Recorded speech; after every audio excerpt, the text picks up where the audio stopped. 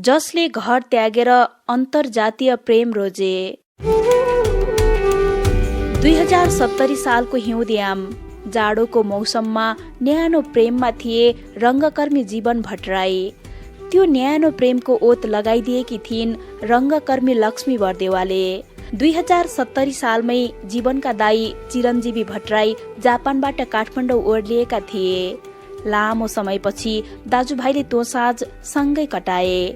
त्यही दिन चिरञ्जीवीलाई थाहा भयो जीवन र लक्ष्मी बीच प्रेम अंकुराइरहेको रहेछ। तर चिरञ्जीवीले जीवनलाई केही भनेनन्। भाइको प्रेम सम्बन्धप्रति मौन रहे। केही दिनपछि दाजुभाइ हेटौँडा पुगे, जहाँ उनीहरूको स्थायी घर थियो। त्यहाँ स्थायी घर मात्रै थिएन, त्यहाँ उनीहरूको बाल्यकालीन समयका अवयव पनि सँगै थिए।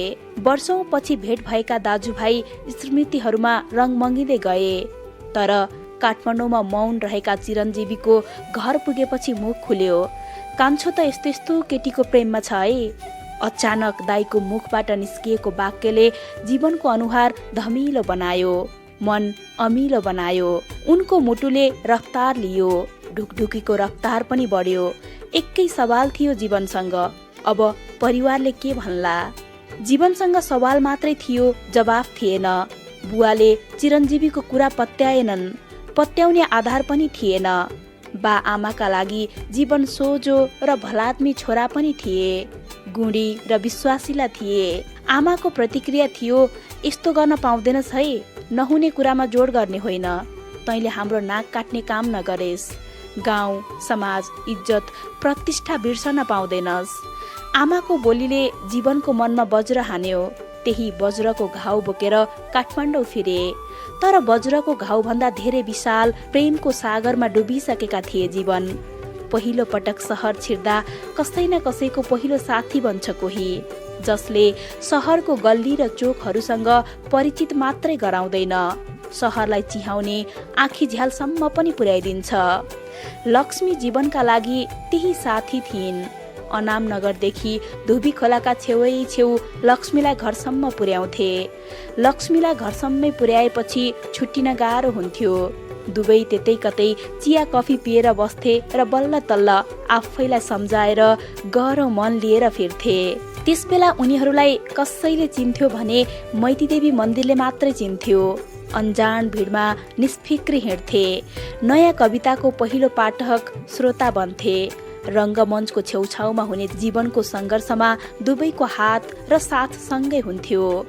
आमाको बोली र लक्ष्मीको माया सँगसँगै बोकेर काठमाडौँ फिरेका जीवनको आँखामा सबै घटनाहरू सरसर्ती घुमे। तर लक्ष्मीको प्रेमले जित्यो।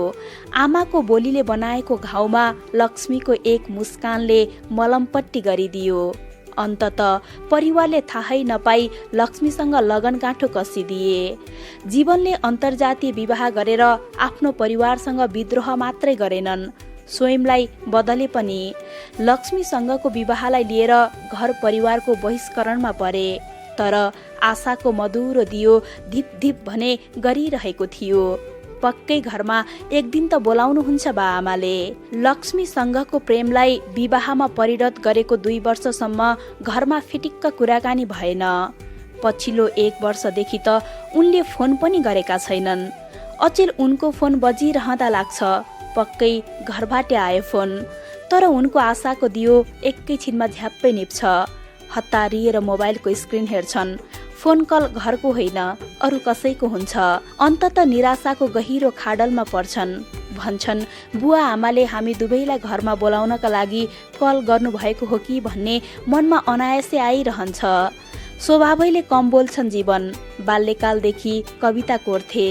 स्कुले जीवनमा पनि सरल र सिधा विद्यार्थी थिए। कान्छो छोरो सोझो छ भनेर आमालाई चिन्ता हुन्थ्यो। त्यही छोरोले एक दिन दलित युवतीसँग विवाह गरेर आमा बाबाको चित्त दुखाइदिए।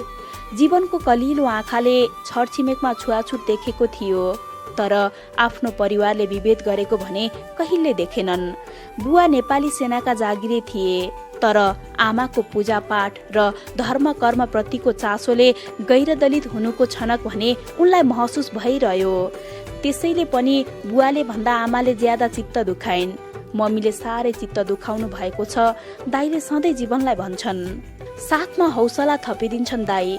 एक दिन सामान्य हुन्छ, बिस्तारै बुझ्नुहोला नि। दाईले पहिले जीवनको प्रेम सम्बन्ध थाहा पाएका थिए। उनले चाहेका भए यो सम्बन्धलाई विफल पनि बनाइदिन सक्थे, घर परिवारलाई भड्काउन सक्थे, तर दाईले त्यसो गरेनन्। जीवनले विवाह गरेपछि आमा बुवाले दाईलाई नै गाली गरे। तैँले पहिला नै भन्नु पर्थ्यो, तँलाई पहिला नै थाहा थियो भाइको बारेमा। भाइलाई तैँले नै सहयोग गरिस्, भाइलाई तैँले नै बिगारिस्, भाइको पक्षमा त नै भइस्। आमाले दाईलाई गनगन गरेकी थिइन्। भाइलाई रङ्गमञ्चमा लगाएर बिगार्यो भन्ने आरोप पनि खेप्नु पर्यो उनका दाईले। रङ्गमञ्चको सपना देखाउने पहिलो मान्छे नै जीवनका दाई थिए।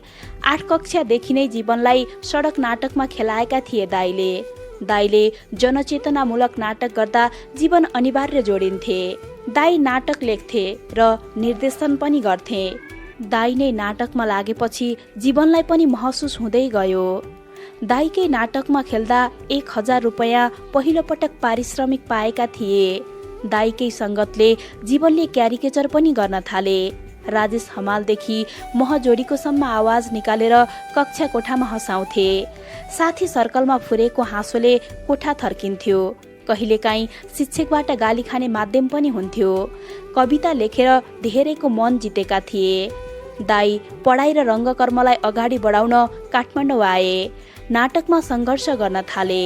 ताण्डव नामको स्वतन्त्र रङ्गमञ्च बनाएर सङ्घर्ष गर्न थाले। जीवन पनि कमर्समा स्नातक सकेर दाजुलाई पछ्याउँदै काठमाडौँ आए। दाईको नाटकमा उनी पनि जोडिए। फाट्टफुट्ट नाटकमा देखिँदै कन्स्ट्रक्सनमा लेखापालको जागिर पनि सुरु गरे। तर दाईले नाटकमा उस्तो भविष्य देखेनन् अनि विदेशी नै निधो गरे। जीवनमा कलाकारिताको भूत जगाएर दाई जापानतिर लागे।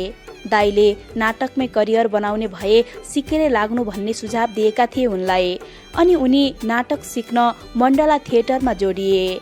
नाटकमा जोडिएसँगै 2071 सालतिर एन्टेना फाउन्डेसनको रेडियो नाटकमा सानो भूमिका निर्वाह गर्न पुगे जीवन। मुख्य भूमिकामा नाटक खेलिरहेकी लक्ष्मी बर्देवासँग पहिलो भेट यही भएको थियो। त्यो भेट मण्डला थिएटरमा पनि जारी रह्यो। जीवन सुनाउँछन्, बोलचाल चाहिँ मण्डलामा मैले नाटक सिक्न थालेपछि भएको थियो। बोलचाल र भेटघाटको सिलसिला केही वर्ष चल्यो। जीवनभन्दा 1 वर्ष अघिदेखि लक्ष्मी मण्डलामा नाटक गरिरहेकी थिइन्। युमा र उपियाँको निबन्धमा सँगै काम गरे दुवैले। विवाह सकिएपछि एक दिन आमालाई फोन गरे जीवनले। कस्तो छ आमा हजुरलाई?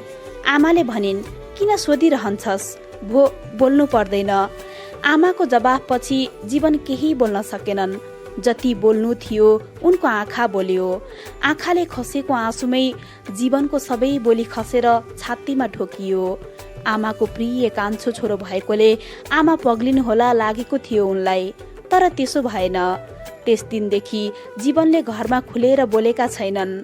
मामाको घर उनको घरबाट नजिकै छ। मामातिरको परिवारको पनि चित्त दुखाइ छ। भान्जाले नचिताएको सम्बन्ध जोड्यो। प्रेमका लागि आफ्नो मर्जीलाई सदर गरे उनले। भन्छन्, केही सिनेमा, केही नाटक, केही अध्ययन र प्रेमले मलाई बदलेको हो र अलिकति सहरको बसाइ पनि पाठ बन्यो। लक्ष्मी दलित हुन् भन्ने कुरा साथी भएको 1 वर्षपछि थाहा पाएका थिए जीवनले। लक्ष्मी स्वयंले आफ्नो बारे बताएकी थिइन्। जीवन सुनाउँछन्, उनी स्पष्ट छिन्, कुनै कुरा लुकाउँदिनन्। लक्ष्मीले नै मलाई भनेपछि मैले थाहा पाएको हुँ। विगत 8 वर्षदेखि यो जोडीले सङ्घर्ष गरिरहेको छ, दुःख गरिरहेको छ, सपना देखिरहेको छ। जीवन भन्छन्, घर परिवारमा छोराले बाटो बिरायो भन्ने होला, तर म जहाँ छु त्यहाँ खुसी छु। आफू बाँच्नुको सार्थकता मिलेको लाग्छ। यो भन्दा खुसी अन्त सायदै हुँदैन थियो होला। भाडाको फ्ल्याटमा बस्दै आएका छन् जीवन र लक्ष्मी। आफ्नो आवश्यकता मिलिजुली पूरा गरेका छन्। घर परिवारको सहयोगको अपेक्षा राख्न छोडिदिए जीवनले।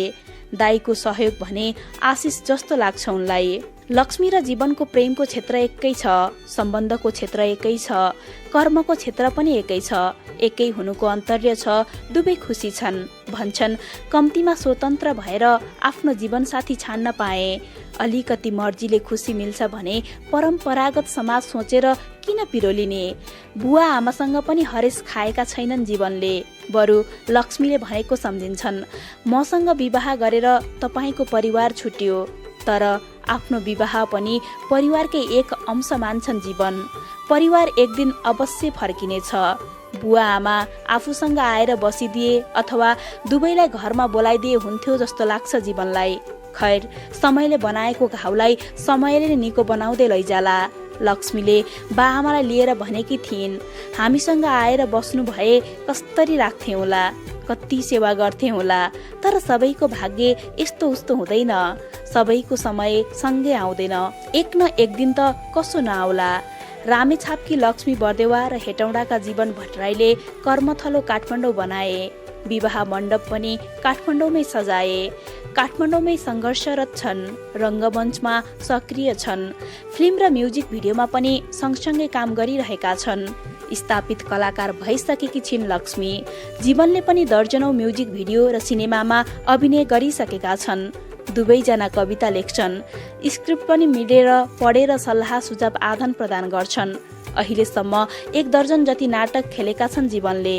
राजन खतिवडा, दयाहाङ राई, प्रवीण खतिवडा, सृजना सुब्बा, केदार श्रेष्ठ, बुद्धि तामाङ, सुदाम सिके लगायत रङ्गकर्मीका निर्देशनमा अभिनय गरेका छन्। कविता पनि कोर्ने जीवनको कविताको पहिलो श्रोता लक्ष्मी हुन्। उनी आफ्ना कविताका हरफबाटै लक्ष्मीलाई तारिफ गर्छन्। भन्छन्, कुनै व्यापारी, कर्मचारी, शिक्षक पेसामा लागेको भए आफूले पाएको प्रेम सम्भवतः सफल हुन्थेन। उनी भन्छन्, थिएटरको सर्कल र लेख्न बानी भएर नै मैले लक्ष्मीसँग विवाह गर्न सकेँ, नत्र म पनि त्यहीबाट आएको हुँ। मैले पनि यही परम्परागत समाजको घमण्ड गर्थे कि। राज सरगमले लेख्नु भएको यो सामग्री हामीले नेपालसमय.com बाट साभार गरेका हौं।